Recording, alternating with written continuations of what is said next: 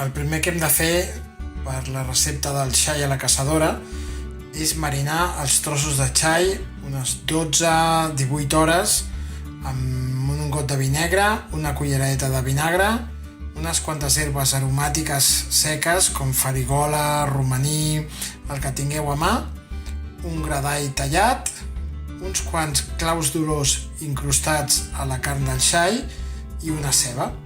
Això ho tapeu i ho deixeu a la nevera, doncs ja us he dit, entre 12 i 18 hores, més o menys.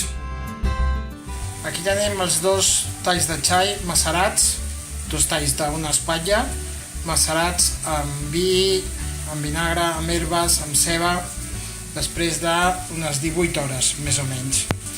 Ara colarem el líquid, reservarem la ceba i marcarem el xai.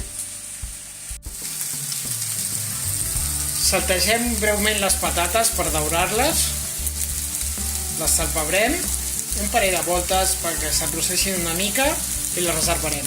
Les courem amb el xai. Marquem els talls de xai ben marcats per les dues bandes i els reservem.